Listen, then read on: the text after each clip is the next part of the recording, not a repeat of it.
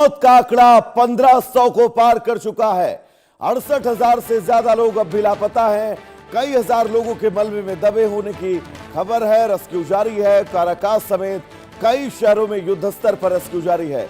Venezuela में भीषण प्राकृतिक आपदा ने तबाही की भयानक तस्वीर सामने ला दी है। मौत का आंकड़ा 1500 को पार कर चुका है, जबकि 50,000 से ज्यादा लोग लापता है। राहत एजेंसियों के मुताबिक हजारों लोगों के मलबे में दबे होने की आशंका है, जिसके चलते युद्ध स्तर पर राहत और बचाव अभियान जारी है। राजधानी काराकास समेत कई शहरों में सेना, आपदा राहत बल और स्थानीय प्रशासन लगातार मलबा हटाने की और लोगों को बचाने की कोशिश कर रहा है।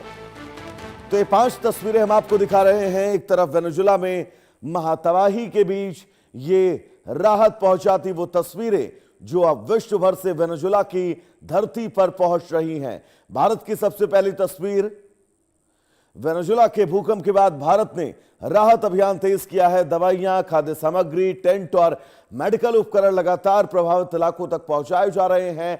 दूसरी तस्वीर आपको ब्रिटेन की नजर आ रही है। ब्रिटेन ने आपात राहत भेजते हुए भोजन, स्वच्छ पेयजल और अस्थायी आश्रय की व्यवस्था में मदद शुरू कर दी है। तीसरी तस्वीर फ्रांस की। फ्रांस ने मेडिकल टीमें, रेस्क्यू उपकरण भेजे हैं। घायलों को इलाज और मलबे में फंसे लोगों की तलाश जारी है। तुर्की की अगर बात करें तो तुर्की ने भूकंप राहत का अनुभव रखने वाला तुर्की अपनी विशेषज्ञ रेस्क्यू टीमों के साथ खोज और बचाव अभियान में जुटा हुआ है। डोमिनिकन रिपब्लिक भी राहत सामग्री और जरूरी संसाधन भेजकर प्रभावित लोगों तक तेजी से मदद पहुंचाने में सहयोग कर रहा है। यानी कि पूरा विश्व अब एक सूत्र में पिरोकर वेनेजुएला की मदद को आगे आ रहा है।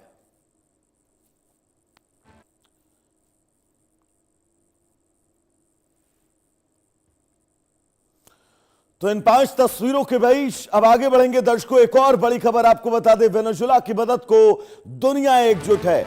5 देशों ने राहत और रेस्क्यू टीमें भेजी हैं। भारत समेत कई देशों ने पीड़ितों के लिए मदद का हाथ आगे बढ़ाया है और राहत सामग्री पहुंचाई जा रही है। तो 5 तस्वीरें भी हमने आपको दिखाई कि कैसे न सिर्फ ये 5 तस्वीरें बल्कि कई और देश लगातार वेनेजुएला की मदद को लेकर हाथ आगे बढ़ाते हुए नजर आ रहे हैं।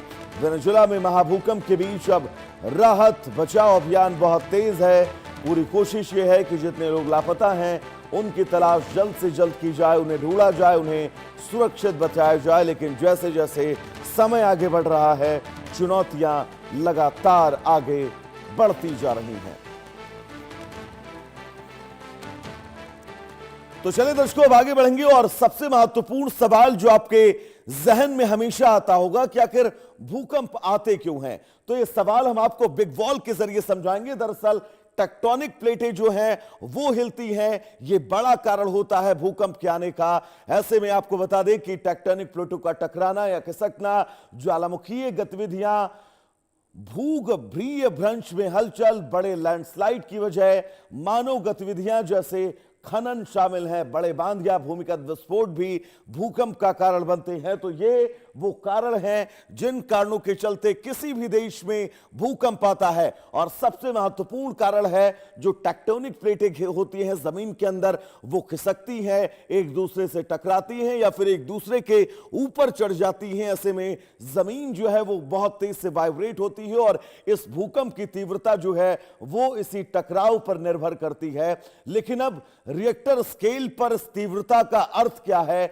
यह जानना बहुत जरूरी है, क्योंकि भूकंप को आप मापते कैसे हैं, बिग वॉल के जरिए हम आपको बताएंगे। 3.0 तीव्रता से अगर कम का भूकंप है तो सामान्य है।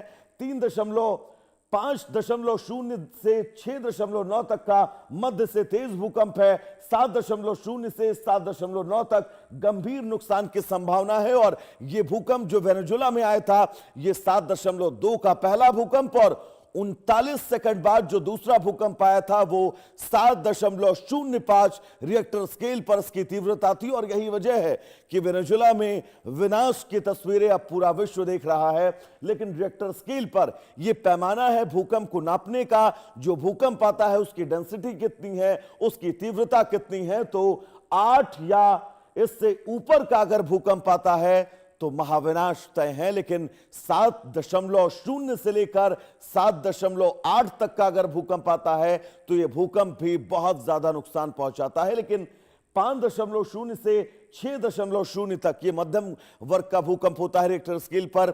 अगर इस तीव्रता के साथ भूकंप आता है तो जो आपके इलाके में पुरानी बिल्डिंगें हैं, पुरानी जमीनें हैं, जो खंडहर हैं, उनको नुकसान पहुंचता है। खिड़की दरवाजे टूट सकते हैं, यानी कि नुकसान की संभावनाएं बहुत ज्यादा नहीं होती हैं। लेकिन अगर यह भूकंप 8.0 को पार